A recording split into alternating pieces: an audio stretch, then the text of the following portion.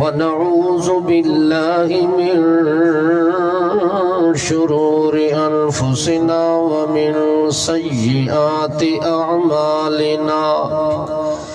من يهده الله فلا مضل له ومن يضلله فلا هادي له ونشهد أن سيدنا ومرشدنا وهادينا محمد عبد الله ونبيه ورسوله الأكرم صلى الله تعالى عليه وسلم تسليما وتكريما وتعظيما أما بعد فأعوذ بالله من الشيطان الرجيم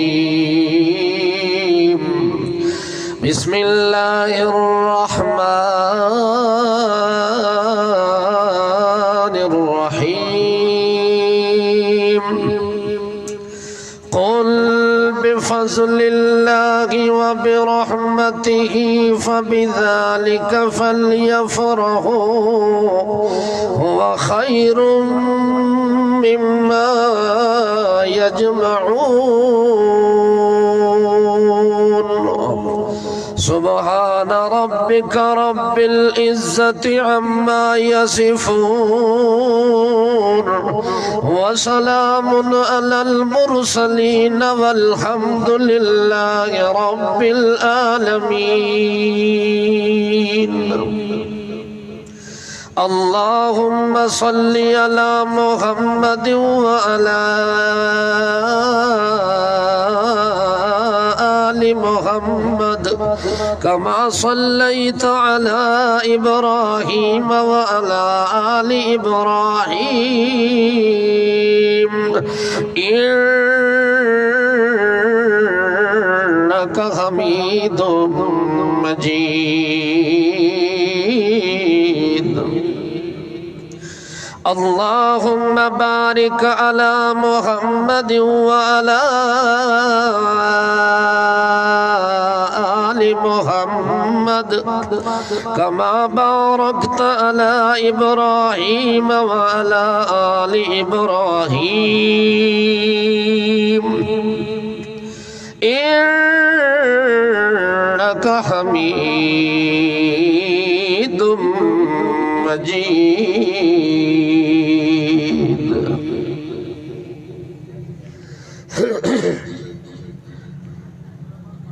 قابل صد احترام ذی وقار علماء کرام، حاضرین، سامعین، مسلمین، مخلصین، موحدین حضرات، السلام علیکم۔ آج کی یہ تقریب سعید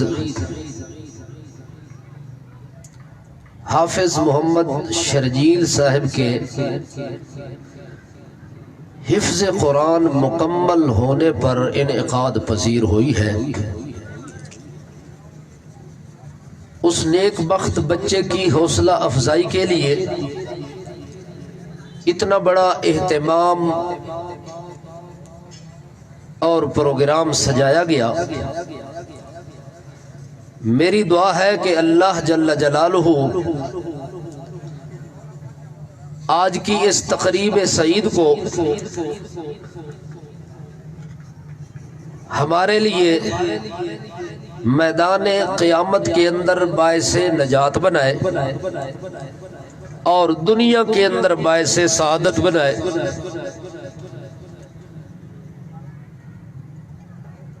وقت کی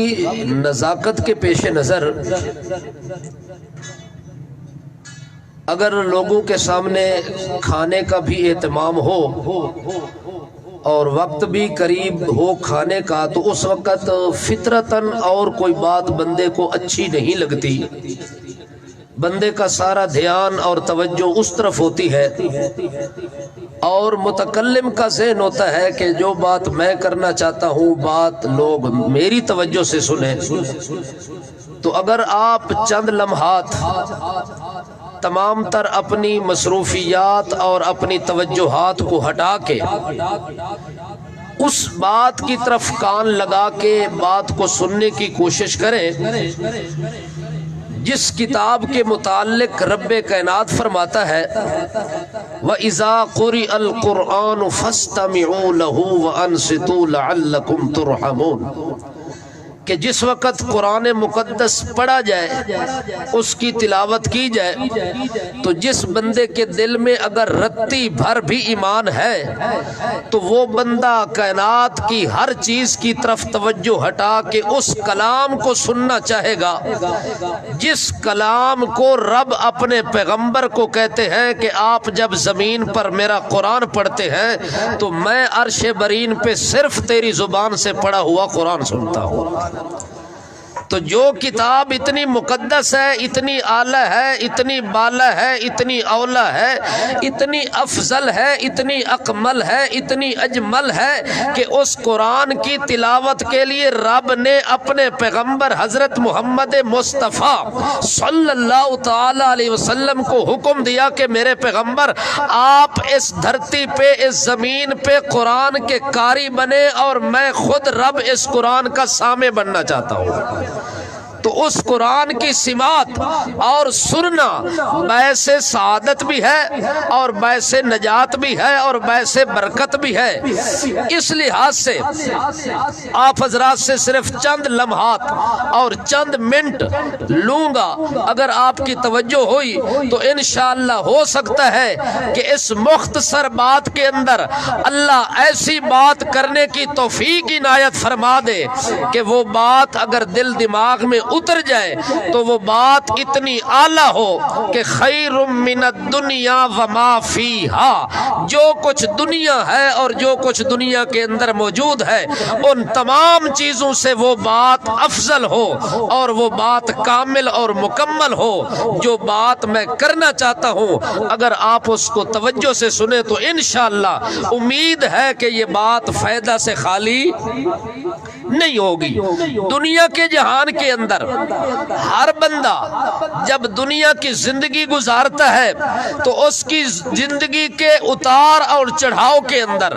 اس کی زندگی کے لیل و نہار کے اندر جتنی سکنات ہوتی ہیں، جتنی حرکات ہوتی ہیں، جتنے معاملات ہوتے ہیں، جتنی معیشت ہوتی ہے، جتنی معاشرت ہوتی ہے، جتنی سیاست ہوتی ہے، جتنی قیادت ہوتی ہے، جتنی عبادت ہوتی ہے، جتنی ریاضت ہوتی ہے، تو اس کے اندر بندے کا جس کے دل میں ایمان ہوتا ہے اور ایمان اس کے دل میں محفوظ ہوتا ہے اس کا خیال یہ ہوتا ہے، اس کا تصور اور یقین یہ ہوتا ہے کہ یہ جو کچھ ہو رہا ہے اور جتنے معاملات میرے ساتھ چل رہے ہیں یا آگے ہونے والے ہیں ان تمام تر معاملات کے اندر میرے رب کا فضل اور میرے رب کی رحمت شامل حال ہے.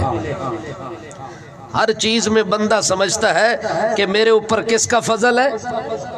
بندے کی صحت ہے کہتا ہے اللہ کا فضل ہے، جوانی ہے کہتا ہے اللہ کا فضل ہے، مال ہے کہتا ہے اللہ کا فضل ہے، اولاد ہے کہتا ہے اللہ کا فضل ہے. او یار تیرا بیٹا انجینئر بن گیا کہتا ہے اللہ کا فضل ہوا، کہتا ہے تیرا بیٹا ماسٹر بن گیا کہتا ہے اللہ کا فضل ہوا. جو چیز کائنات کے اندر آپ کو نظر آ رہی ہے یا نہیں آ رہی، جو چیز تیرے دل میں ہے، تیرے من میں ہے اور تیرے وہم و گمان میں ہے، تیرا ایمان اس بات کی گواہی دیتا ہے کہ یہ فضل بھی میرے رب کا ہے اور رحمت بھی میرے رب کی ہے. لیکن میں آپ کو بتلانا چاہتا ہوں آسمان سے لے کر عرش برین سے لے کر تحت الثری تک اس کے دائیں بائیں شرقن غربن شمالن جنوبن فوقن تحتن ہر لحاظ سے جو کچھ بھی آپ کو نظر آتا ہے تیرا ایمان گواہی دیتا ہے، تیرا دل گواہی دیتا ہے کہ یہ میرے رب کا فضل بھی ہے اور میرے رب کی رحمت کائنات بھی ہے، لیکن رب کا قرآن کہتا ہے ساری کائنات جو کچھ نظام میں نے رکھا ہے اس کائنات کے اندر وہ آپ کو نظر آتا ہے، تیرا ایمان گواہی دیتا ہے کہ یہ رب کا فضل ہے، لیکن رب کہتا ہے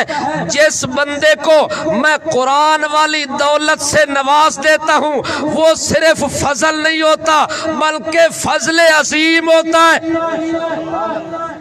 فضل نہیں بلکہ فضلوں کا سردار فضل اس بندے پہ ہے جس کے سینے میں قرآن کا علم اتر گیا، جس کے سینے میں یہ کتاب اتر گئی، جس کے سینے میں یہ قرآن اتر گیا۔ اللہ کہتے ہیں ہر چیز میرا فضل، میری رحمت، مگر قرآن میری رحمتوں کا چشمہ، ہر چیز میرا فضل، لیکن تمام کائنات کے ان فضلوں کو دیکھو تو ان کے اندر میرا مخزن جو ہے وہ قرآن ہے، معدن جو ہے وہ قرآن ہے۔ اللہ فرماتے ہیں جس بندے کو اس قرآن والی دولت سے میں نے نواز دیا، چاہے وہ غریب ہے، چاہے وہ امیر ہے، چاہے وہ گورا ہے، کالا ہے، عربی ہے، اجمی ہے، جس قبیلے سے تعلق رکھتا ہے، اللہ فرماتے ہیں اگر قرآن اس کے سینے میں اتر گیا تو میں رب بھی اعلان کرتا ہوں کہ میرا فضل عظیم اس بندے کے سینے میں نازل ہو گیا۔ اس کی ایک مثال سن لیں، اللہ کریم فرماتے ہیں وَلَوْلَا فَضْلُ اللَّهِ عَلَيْكَ وَرَحْمَتُهُ وَلَوْلَا فضل اللہ علیک ورحمتہ لہمت طائفۃ منہم ان یضلوک وما یضلون الا انفسهم وما يضرونك من شيء وأنزل الله عليك الكتاب والحكمة وعلمك ما لم تكن تعلم وكان فضل الله عليك عظيما۔ سب سے پہلا فضل عظیم اللہ نے جب کرنے کا پروگرام بنایا، ارادہ کیا، اللہ فرماتے میری مخلوق کے اندر میں نے جتنی مخلوق پیدا کی ہے، جتنی میری مملوک ہے، جتنی میری مرزوق ہے، جتنی میں نے کائنات بنائی ہوئی ہے، اس ساری کائنات کے اندر میں نے ایک پیدا کیا، اپنا پیغمبر اور اپنا نبی اور رسول۔ جب وہ زمین پہ آیا اس کی 40 سال کی عمر ہو گئی، جب 40 سال کی عمر کی دہلیز کے اوپر اللہ کے پاک پیغمبر حضرت محمد مصطفیٰ احمد مجتبیٰ صلی اللہ تعالی علیہ وسلم قدم رکھتے ہیں، اس وقت اللہ کریم فرماتے ہیں 40 سال کے بعد جس وقت میں نے عرش برین سے فضل عظیم اتارنے کا پروگرام بنایا، اس وقت سب سے پہلا فضل عظیم جس ہستی پہ نازل ہوا، جس ہستی پہ اترا، جس ہستی پہ آیا، وہ کائنات کا دولہا محمد الرسول اللہ ہے، وہ کائنات کا تاجدار محمد الرسول اللہ ہے، وہ کائنات کا تاجور محمد الرسول اللہ ہے، جو ہادی سبل بن کے آیا، جو فخر رسول بن کے آیا، مراد المشتاقین بن کے آیا، بہترین بن کے آیا، نازنین بن کے آیا، محجبین بن کے آیا، اولین بن کے آیا، آخرین بن کے آیا، عابدین بن کے آیا، ساجدین بن کے آیا، امام القائدین بن کے آیا۔ اس محمد پر میں نے سب سے پہلے اپنا فضل عظیم کیا۔ اللہ فرماتے میرے پیغمبر لوگ تو منصوبے بنا رہے تھے، آپ کو راستے سے ہٹانے کی کوشش کر رہے تھے، لوگ تو آپ کو قسم و قسم کے غلط فیصلے کروانا چاہتے تھے، اپنی مرضی کے مطابق آپ کو راستے سے ہٹانا چاہتے تھے، لیکن میرے پیغمبر آپ راستے پہ بھی قائم رہے ہیں، آپ اس صراط مستقیم پہ بھی قائم رہے ہیں۔ میرے پیغمبر وجہ کیا کیا ہے؟ دنیا ناکام ہو گئی ہے، محمد کامیاب ہو گیا ہے۔ محمد الرسول اللہ کے خلاف مکے کے اندر منصوبہ بنایا گیا، وہ مکے والے مشرک ناکام ہو گئے۔ مدینہ منورہ کے اندر یہودیوں نے منصوبہ بنایا، عیسائیوں نے بنایا، منافقین مدینہ نے بنایا، لیکن اللہ فرماتے میرے پیغمبر تسلی رکھنا، تسلی رکھنا، وَمَا يَسُرُّونَكَ مِن شَيْءٍ، ایک مکھی کے سر کے برابر کوئی پارٹی، کوئی جماعت آپ کو نقصان نہیں پہنچا سکتی، آپ کو راستے سے نہیں ہٹا سکتی، آپ سے کوئی غلط فیصلہ نہیں کروا سکتی۔ کیوں میرے پیغمبر؟ اس کی وجہ کیا ہے؟ وجہ یہ ہے وَأَنزَلَ اللَّهُ عَلَيْكَ الْكِتَابَ۔ توجہ ہے بھائی آپ کی؟ امید ہے کہ اب آپ کی توجہ میری طرف مبذول ہو گئی ہے، تو میں دعا کرتا ہوں کہ آپ کی یہ جو توجہ میری طرف ہوئی ہے، اللہ اس توجہ کو باعث ہدایت بنا دے۔ بات سمجھ آ جائے تو مزہ اور کمال اس کے اندر ہوتا ہے، صرف سننے کی بات نہیں ہے، اس قرآن کا سننا بھی ضروری، اس قرآن کا دل میں ایمان کے ساتھ ماننا بھی ضروری، اور اسی قرآن پر ساری زندگی ڈٹ کے عمل کرنا بھی۔ اچھا، انزل اللہ علیک الکتاب والحکمہ، اے میرے پیغمبر ساری دنیا تیرے مقابلے میں ناکام کیوں ہو گئی ہے اور آپ اکیلے تنے تنا محمد الرسول اللہ کامیاب ہو گئے ہیں؟ بدر میں کامیاب آپ ہو گئے، احد میں کامیاب آپ ہو گئے، جنگ میں کامیاب آپ ہو گئے، جہاد کے میدان میں کامیاب آپ ہو گئے، مکے کی سرزمین پہ کامیاب بھی آپ کے قدم چوم رہی ہے۔ آپ مدینے میں آتے ہیں تو مدینہ سارا تیری انتظار کر رہے ہیں، اور مدینہ منورہ کی دھرتی پہ کامیابی آپ کے قدم چوم رہی ہے۔ میرا پیغمبر یہ وجہ کیا ہے؟ وجہ ایک ہی ہے، انزل اللہ علیک الکتاب،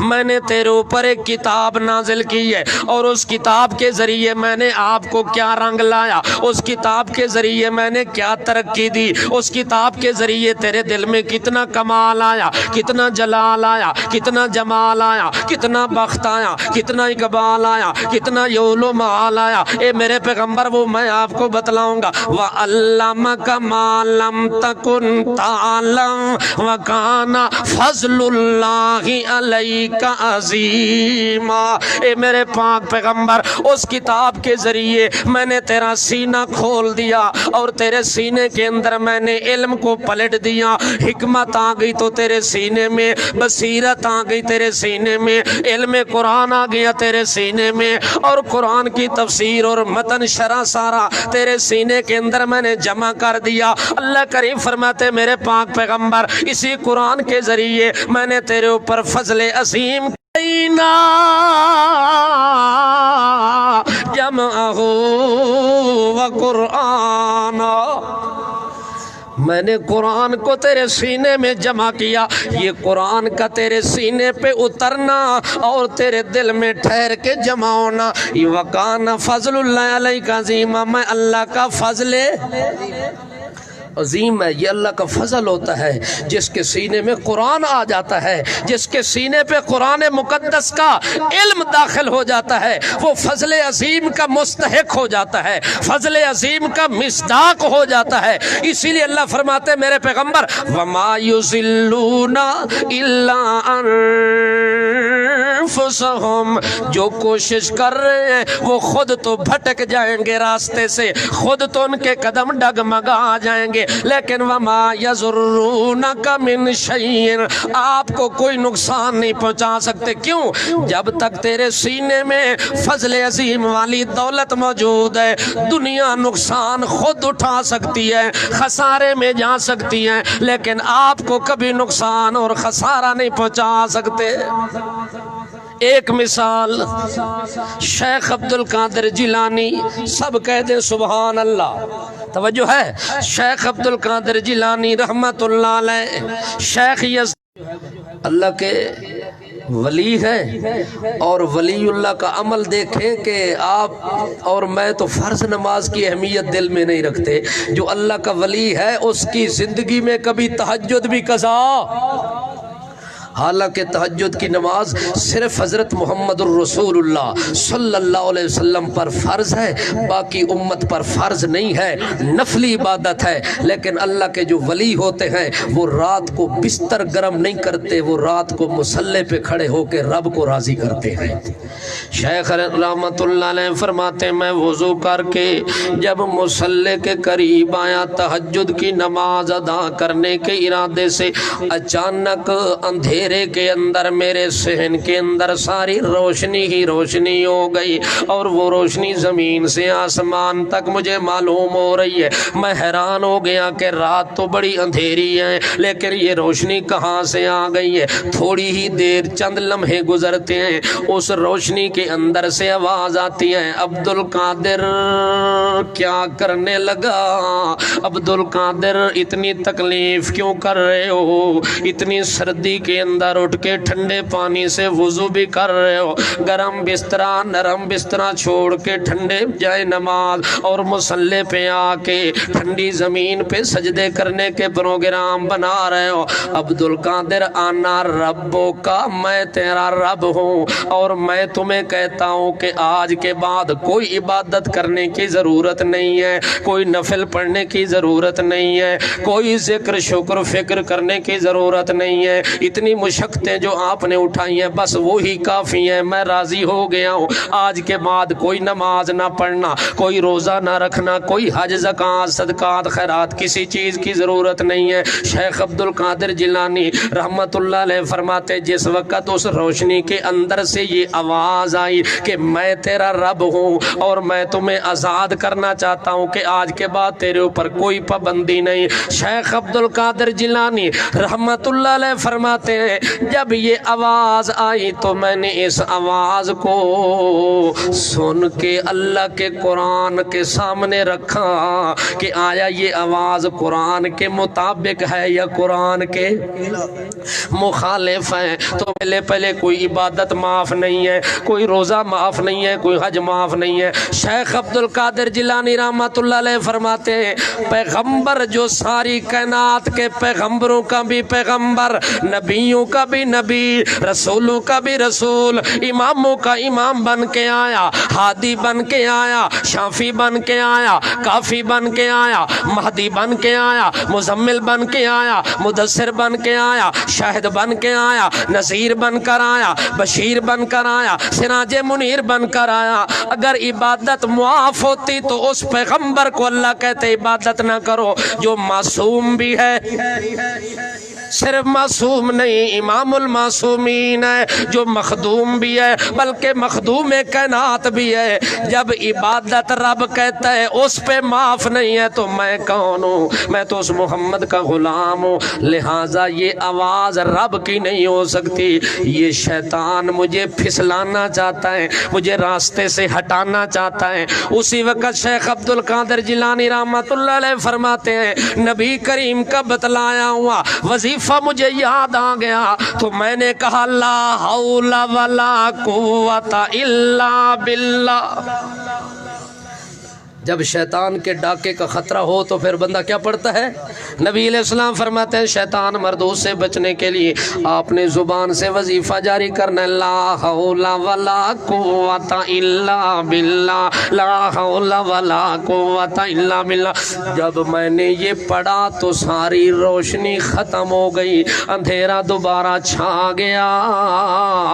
تو مجھے یقین ہو گیا کہ یہ شیطان کی حرکت تھی. وہ شیطان مجھے عبادت والے راستے سے پھسلانا چاہتا ہے، ہٹانا چاہتا ہے اور روکنا چاہتا ہے. لہٰذا اس نے لا حول ولا قوت الا باللہ پڑھا تو شیطان غائب ہو گیا. اور شیخ عبد القادر جیلانی نہیں کہتے ہیں او لعین مردود، پھر دوسرا حملہ کر رہے، پہلا حملہ کیا کہ میں رب ہوں، اب دوسرا حملہ کر رہے کہ علم نے تمہیں بچایا، مجھے علم نے نہیں بچایا۔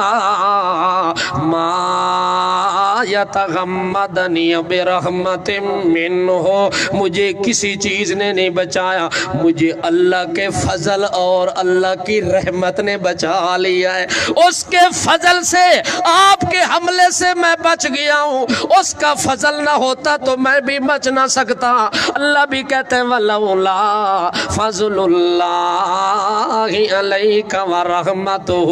لَهَمَّتْ طَائِفَةٌ مِّنْهُمْ أَن يُضِلُّوكَ وَمَا يُضِلُّونَ إِلَّا أَنفُسَهُمْ وَمَا يَضُرُّونَكَ مِنْ شَيْءٍ۔ اے میرے پاک پیغمبر محمد الرسول اللہ، جو بھی کوئی بچ جاتا ہے، جو بھی کوئی ترقی کی راستے پہ چڑھ جاتا ہے، اس پہ میں اللہ کا فضل بھی ہوتا ہے اور میری رحمت بھی ہوتی ہے۔ اس لیے میرے پیغمبر آپ اعلان فرما دے قل بفضل اللہ وبرحمتہ فبذالک فلیفرحوا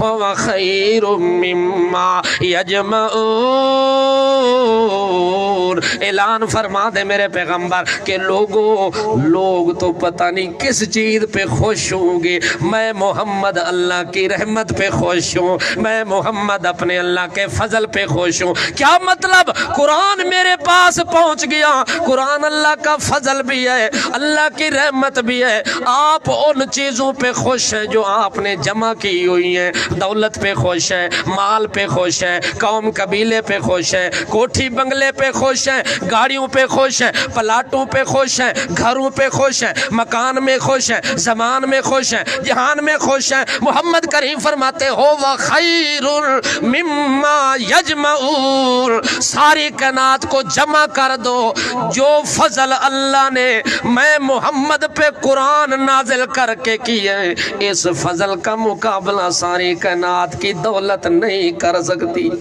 اللہ عمل کی توفیق عطا فرمائے۔ وما علینا الا البلاغ۔